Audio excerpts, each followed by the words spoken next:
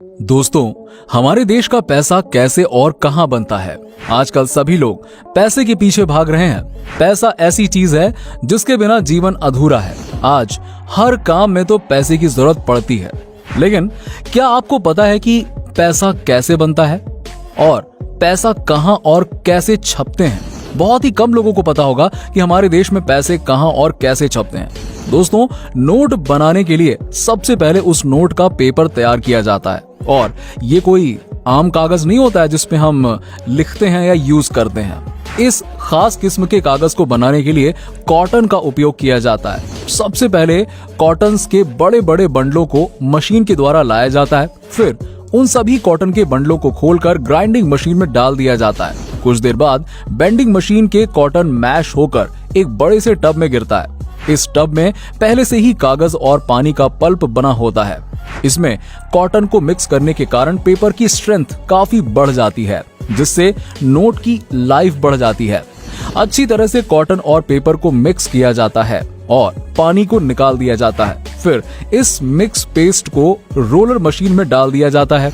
वो roller machine इस paper को दबा दबा कर पतला कर देती है और पेपर बना देती है। इस पेपर को कई रोलरों के बीच में से होकर गुजारा जाता है, जिससे पेपर एकदम चिकना और ठोस बन जाता है और इस पेपर में मौजूद अतिरिक्त पानी भी मर जाता है। जब पेपर की शीट अच्छे से तैयार हो जाती है, तब इस पर बारी आती है वाटर मार्क डालने की। ये वही चीज है जब नोट को रोशनी में देखने पर गांधी जी की आउटलाइंस दिखाई देती हैं। ये सभी नोटों में होता है। ये वाटर मार्क डालने के लिए सभी शीट्स को एक रोलर में डाला जाता है और उस पर वाटर मार्क लगाया जाता है। पेपर इस रोलर से गुजरते समय हाई प्रेशर के कारण वो सतह ज्यादा ठोस हो जाती है और इस प्रकार सीट पर वाटर मार्क का प्रयोग किया जाता है। फिर इन सभी शीट्स को एक बड़े रोलर के माध्यम से बनाया जाता है। उसके बाद उस बड़े रोल की हुई शीट को चेक करने के लिए एक रोलर में लगाया जाता है, जिससे कि वो खराब पेपर को बाहर निकाल देता है और बाकी बचे हुए अच्छे पेपर को फिर से वो रोल बना देता है। जांच सही होने पर इस रोल को 3 भागों में काट दिया जाता है, ताकि वहां के मजदूरों को आसानी हो सके। इस प्रोसेस के बाद होलोग्राम को लगाया जाता है। ये वही होलोग्राम होता है जो नोट पर अलग अलग रंगों में चमकती है। होलोग्राम लगाने के लिए इस पेपर को एक रोलर में डाला जाता है और उस रोलर के द्वारा होलोग्राम लगाया जाता है। होलोग्राम को लगाने के लिए भी रोलर में प्रेशर को बढ़ाना पड़ता है, ताकि वो होलोग्राम सही से चिपक जाए और इस चिपकी हुई होलोग्राम की विजुअल इंस्पेक्शन की जाती है कि होलोग्राम स्ट्रिप कहीं गलत जगह तो ना चिपक जाए। अब इस पेपर में होलोग्राम अच्छी तरह से चिपक गई है। फिर इस बड़े रोल को प्रिंट के लिए छोटे छोटे टुकड़ों में काट लिया जाता है। ये सारे काम मशीन ऑटोमेटिक करती है। तो दोस्तों, यहाँ तक आपने देखा कि पेपर कैसे तैयार किया जाता है, और अब जानेंगे नोटों की प्रिंटिंग कैसे होती है। पेपर का वो कटा हुआ टुकड़ा अब प्रिंटिंग एरिया में भेजा जाता है। अब इसे प्रिंट करने के लिए इस टुकड़े को एक प्लेटफॉर्म पर रख दिया जाता है। इसके बाद प्रिंटिंग मशीन को तैयार किया जाता है। प्रिंटर में अलग अलग पेस्ट को प्रिंटिंग के लिए डाल दिया जाता है। इसके बाद इस मशीन को ऑन कर दिया जाता है। मशीन ऑन करते ही वो शीट आगे बढ़ने लगती है। प्रिंटिंग की पहली प्रोसेस होती है ऑफसेट प्रिंटिंग। इसमें पेपर को अलग अलग रंगों में प्रिंट किया जाता है। ये मशीन बहुत ही जल्दी पेपर को प्रिंट कर देती है। प्रिंट हो जाने के बाद इन पेपर्स को चेक किया जाता है। ये इसलिए किया जाता है कि कहीं कोई पेपर मिस प्रिंट तो नहीं हो गया है या कोई और प्रॉब्लम तो नहीं आ रही है। और इसके बाद इनकी सिल्क स्क्रीन प्रिंटिंग की जाती है। आपने 2000 के नोट में देखा होगा, 2000 का नोट ग्रीन कलर में चमकीला पार्ट्स दिखाई देता है। ये सिल्क स्क्रीन प्रिंटिंग होता है। इसके बाद उस पेपर पर इंटर गिलो प्रिंटिंग की जाती है, जो नोट पर पैसे प्रिंट कर देती है। लगभग अब ये नोट पूरी तरीके से प्रिंट हो चुका है। पेपर पर सिर्फ नंबर डालना बाकी रह जाता है। अब ये पेपर नोट बन चुकी है। इसके बाद उस पेपर की कटिंग कर दी जाती है। ये सारा काम मशीनों द्वारा ऑटोमेटिक ही किया जाता है। फिर इन नोटों को गिनकर पैक कर लिया जाता है और इनको बड़े से डिब्बे में पैक कर दिया जाता है। दोस्तों, अब आपके मन में ये सवाल आ रहा होगा कि कितना तो आसान है नोट छापना, और सरकार को ही अगर नोट प्रिंट करने हैं तो सरकार ढेर सारे नोट छापकर देशवासियों को करोड़पति क्यों नहीं बना देती है? जब सभी करोड़पति हो जाएंगे तो देश से गरीबी अपने आप दूर हो जाएगी, है ना?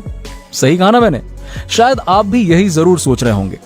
लेकिन जब सरकार ढेर सारे नोट छापने लगेगी तो अमीर भी गरीब हो जाएंगे।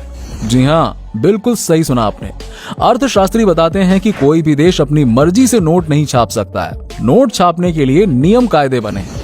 अगर देश में ढेर सारे नोट छपने लगे तो अचानक सभी लोगों के पास काफी ज्यादा पैसा आ जाएगा और उनकी आवश्यकताएं भी बढ़ जाएंगी और इससे महंगाई 7वें आसमान पर पहुंच जाएगी। अगर अपनी मर्जी से नोट छापे तो यही होगा। इस तरह के कई मामले सामने आ चुके हैं। कुछ देश ऐसे हैं जिन्होंने नियम से ज्यादा नोट छापने की गलती की, जिसकी सजा वो आज तक भुगत रहे हैं। दक्षिण अफ्रीका में स्थित जिम्बाब्वे ने भी एक समय बहुत सारे नोट छापकर ऐसी गलती की थी।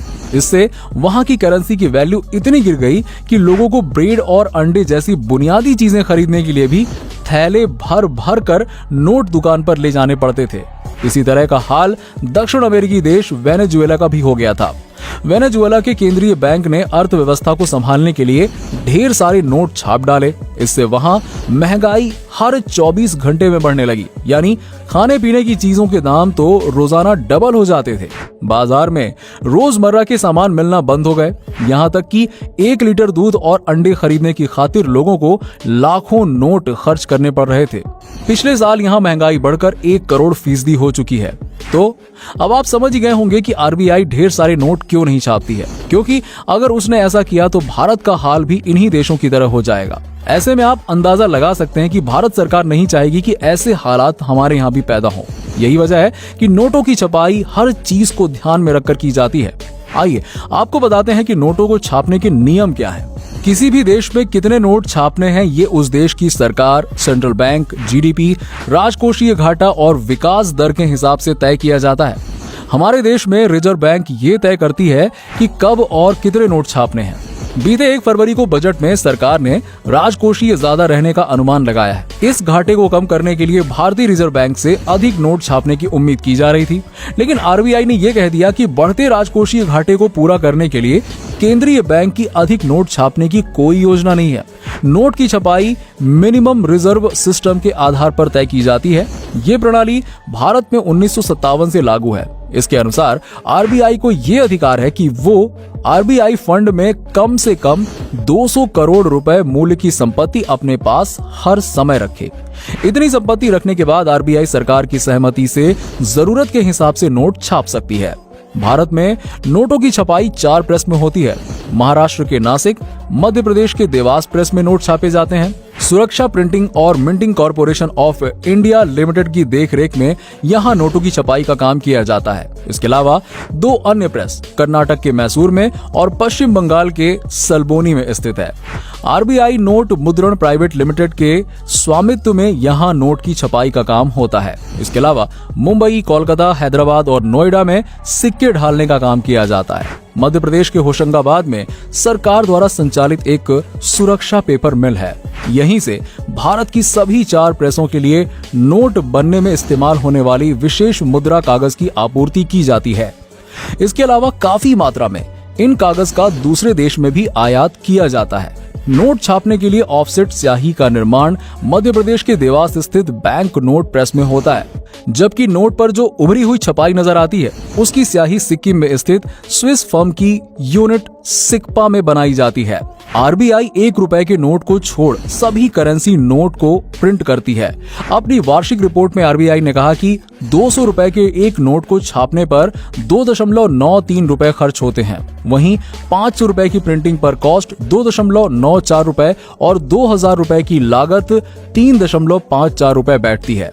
आरबीआई द्वारा जारी आंकड़ों के मुताबिक वित्त वर्ष 2019 में देश में नोटों का सर्कुलेशन 21.1 लाख करोड़ रुपए रहा है। वित्त वर्ष में 2018 में नोटों का सर्कुलेशन 18.03 लाख करोड़ रुपए था। वॉल्यूम टर्म में सर्कुलेशन में बैंक नोटों की संख्या 108.76 अरब रही, जबकि पिछले वित्त वर्ष में यह संख्या 102.4 अरब थी। दोस्तों, ये सब जानकर आपको कैसा लगा हमें नीचे कमेंट सेक्शन में जरूर बताइएगा। अगर आपको वीडियो अच्छी लगी हो तो वीडियो को लाइक कीजिएगा और हमारे YouTube चैनल को जरूर सब्सक्राइब कर लीजिएगा। चलिए मिलते हैं आपसे नेक्स्ट वीडियो में, तब तक के लिए नमस्कार।